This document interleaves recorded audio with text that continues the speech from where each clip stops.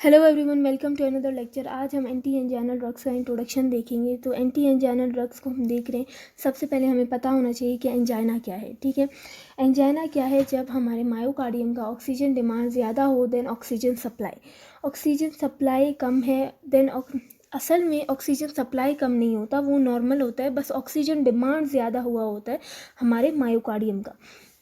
तो इसके बाद ये जो इम्बैलेंस आ रहा है between oxygen demand and oxygen supply, इसकी वजह से इस्कीमिया हो जाएगा। ठीक है, angina is the major symptom of ischaemic heart disease. Ischaemia means restriction in blood supply to tissue. ठीक है, टिश्यू की तरफ ब्लड सप्लाई में रिस्ट्रिक्शन आ रही है। ठीक है, और इसको हम कहेंगे, ये इसकी वजह से जो पेन होगा, ठीक है, इसे हम एंजाइना कहेंगे। Angina manifest as chest pain caused by reduced blood supply to heart. ठीक है, हार्ट की तरफ कम ब्लड फ्लो है, इसलिए हम कहेंगे इसे एंजाइना हो गया और इस पेन को हम एंजाइना कहेंगे। ठीक है, एंटी एंजाइनल ड्रग्स क्या करेंगे? अगर हम एंटी एंजाइनल ड्रग देंगे तो वो क्या करेंगे? या तो वो डायलेट करेंगे हमारे कॉरिनरी ब्लड वेसल्स को और इंक्रीज करेंगे फ्लो को टूवर्ड्स हार्ट।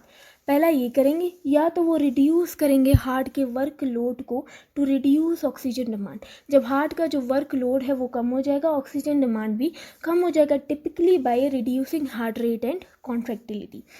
इनको कम करके हम क्या करेंगे? हार्ट के वर्क लोड को कम करेंगे। 3 क्लासेस ड्रग के हम देते हैं। ठीक है, 3 क्लासेस ड्रग की एंजाइना में इंक्लूड है। बीटा ब्लॉकर्स है, मतलब एंटी एंजाइनल ड्रग्स है। ठीक है, बीटा ब्लॉकर्स है, कैल्शियम चैनल ब्लॉकर्स है और ऑर्गेनिक नाइट्रेट्स है। ऑर्गेनिक नाइट्रेट्स वो वाई ड्रग्स हैं जो सिर्फ एंजाइना में यूज़ हो रही हैं, पूरी कार्डियोवास्कुलर डिजीज़ में।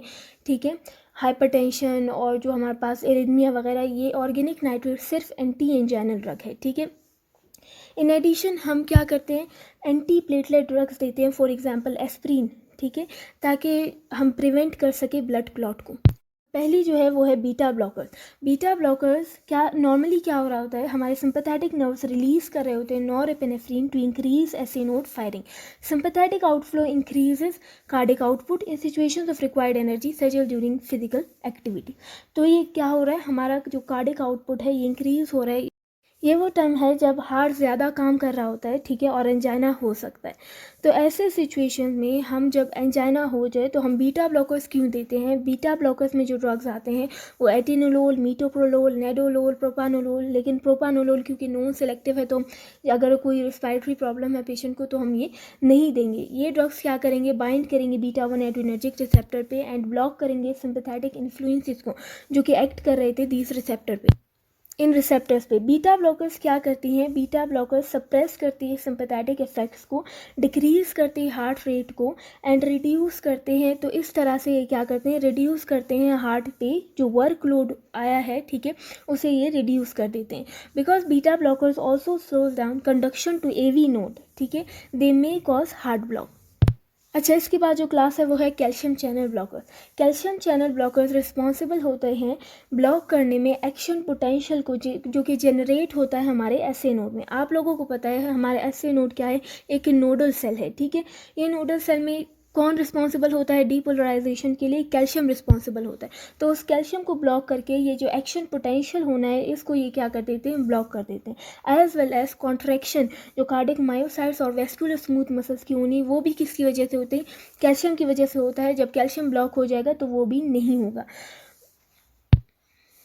जब हम इन चैनल्स को ब्लॉक करते हैं, ठीक है, it results in lower heart rate and reduced contractility and vasodilation भी हो जाती है। दो तरह की इसमें फर्दर 2 तरह की क्लासेस आ जाते हैं। ठीक है, केमिकल क्लासेस आ जाती हैं जैसे कि डाईहाइड्रोपिरिडीन है और नॉन डाईहाइड्रोपिरिडीन्स आ जाते हैं। डाईहाइड्रोपिरिडीन्स में जो ड्रग्स आते हैं वो निफिडिपिन, आम्लोडिपिन, निकार्डिपिन, निसोल्डिपिन, ये सारे इसी में आती हैं। ठीक है, ये एक्ट करते हैं ब्लड वेसल्स पे। ठीक है, ये पावरफुल वेजोडाइलेटर्स हैं, action leads to reflex bradycardia and increase cardiac contractility.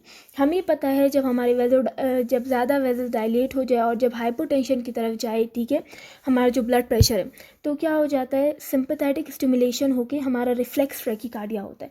ये क्योंकि पावरफुल वेजोडाइलेटर्स है तो ये इनकी वजह से रिफ्लेक्स ब्रैकिकार्डिया भी हो सकता है और हार्ट की जो कॉन्ट्रैक्टिलिटी वो भी इंक्रीज हो सकती है।